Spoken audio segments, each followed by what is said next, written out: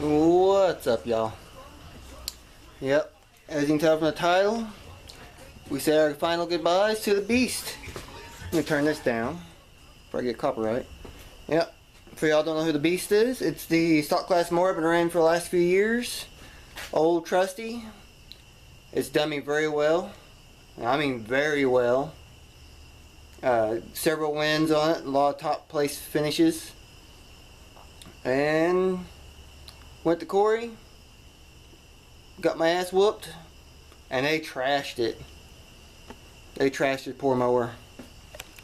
As I'm out here, I'm doing a little night work, getting a little bit done while I'm motivated. And what I've been up to. Yep, there's the battery box. A bunch of hardware. Come around here. Yep. All the brackets, the whole rear end, the motor, throttle, wiring, exhaust. There's the hood and the gas tank. Yep, she's about done. I've just about got it stripped. Last thing, focus, there we go. Last thing I need to do is pull the front spindles and steering links and front wheels. And I'm going to pull the brackets that hold the seat, because I'm running out of those brackets. And I might save that steering gearbox, but it's really nothing major. But yeah, let's get a look over the damage now I got the hood off and got this thing stripped down. There's quite a bit. First off, my gas tank used to sit here. Well, look at that dash. Let me get this light a little closer. Look at that. Can you see how bad that column's twisted over? That leg guard shoved this whole dash right over. Like, bad. To where at this point right here was, yep. You ain't gonna be able to see it too well because of the lighting. But yeah. It actually poked a hole in my tank. Right.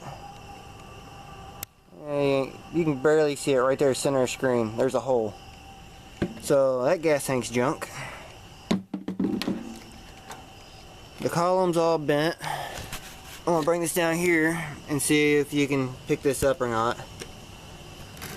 My motor plate. You see how it's kind of bent in spots?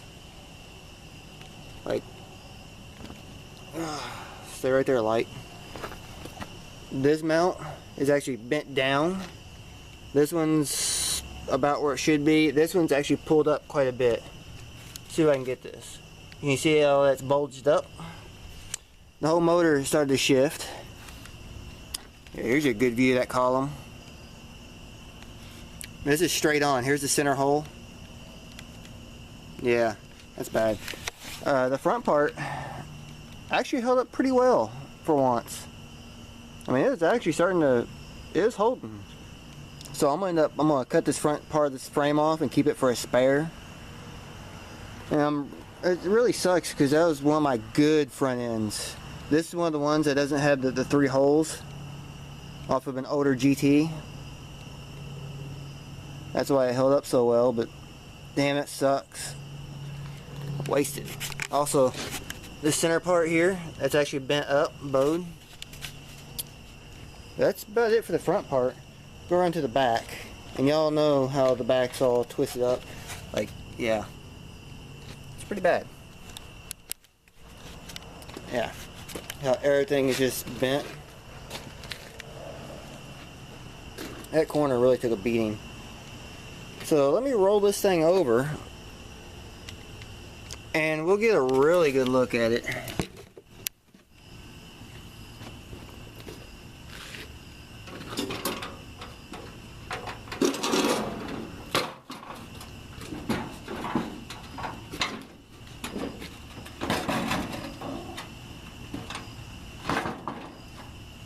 There we go.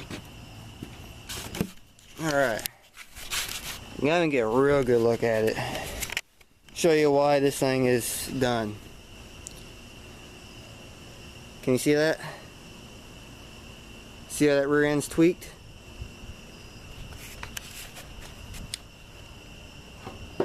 Yeah. Yeah, that whole rear end's just, it's not where it should be at all. Yeah, look at that. Look at that frame rail. Yeah. And that's why my belt came off, because the rear end actually came forward about an inch. This rail here is not too bad. It's starting to bow pretty good, but you can see how it's sucking over. Like this corner right here is probably about an inch shoved forward. That side didn't move a whole lot, but this side definitely moved. As you can see, these bolt holes are supposed to be parallel with the frame. Yeah. Those are definitely not parallel with each other anymore. Look at everything. There's a spot that's buckled right there, where that frame is starting to fold over on itself. Like everything's starting to give out. Yeah. Look at the carnage.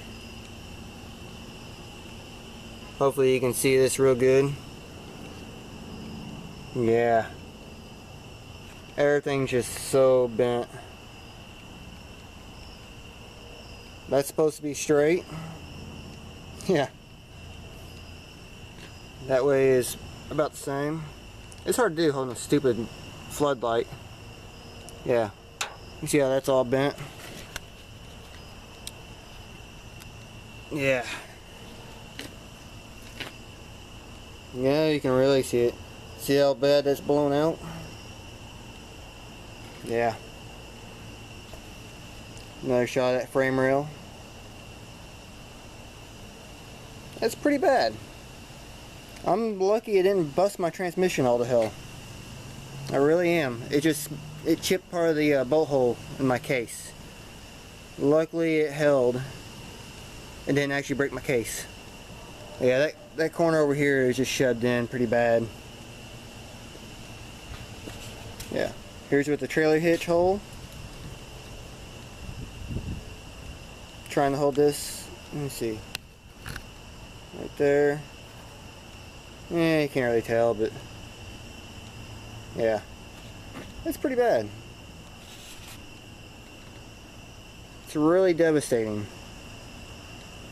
And I'm pretty sure the front frame was starting to buckle too. Yeah, it was. I see it. I see where the front was starting to buckle now. So I knew the front was starting to give too. Started to bend right there, right in front of the floorboard.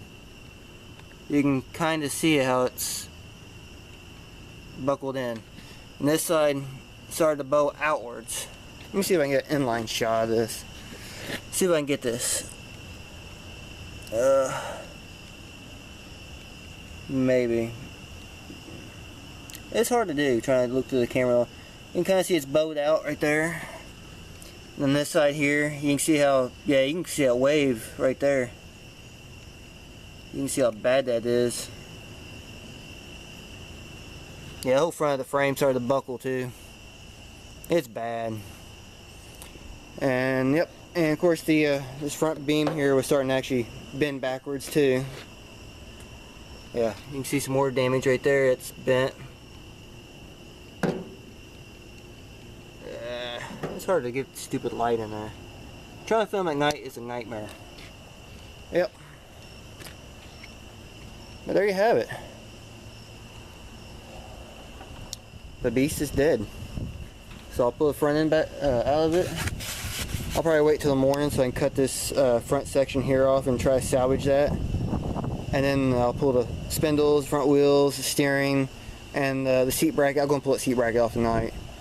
And then the rest is scrap. Because the cage is so badly bent up, it's really not worth saving. And here's the bottom part of this leg guard, which you may or may not be able to see. Yeah, you can see it right there where it's bent. This side's really bad. This side took a beating. Hopefully you can see it. Let me see. What am I doing? Yeah, the leg guards took a beating. They're trashed. there's really not a whole lot left to save. I mean, I might cut this back bar here off and use that for, you know, small pieces, or I may just leave it on there and say the hell with it. Angle iron's cheap, and I got plenty of that C-channel left over, but the new Beast version 2.0 will have a much stronger cage on it, and I'll be doing a little bit more to it now that I know where the big failure points is. I know if I can get by with it, I'm gonna build me a transmission brace so I don't bust any ears off on it. I'll show you that transmission. Got real lucky on it. Right here. Yeah, right there. See how it busted that right there? I got lucky, and that's all it did was that. Crack that. Which is, sucks, but not as bad as it, you know, shearing off this whole housing. So I'll take it. I'm not worried about housings really, because I got extra housings and parts and whatnot. But yep, that's the end of the Beast. What a shame. I was hoping it'd be the one last run, and that was its one last run. It's definitely used up. Definitely a hard show. So until I can get the, well, my season's over, so I'm gonna start building a new one. The DIY mower sitting back here, I just winterized it earlier today for next year, so it'll be ready. And then during the winter I'll build a new Beast version 2.0 that will be better, hopefully. So yep, there you have it. Hopefully that will explain why I'm retiring this one, because it's done. There's no way I'm gonna straighten it out and it'd be strong again. There'd be too many plates. So there you have it. Later, y'all.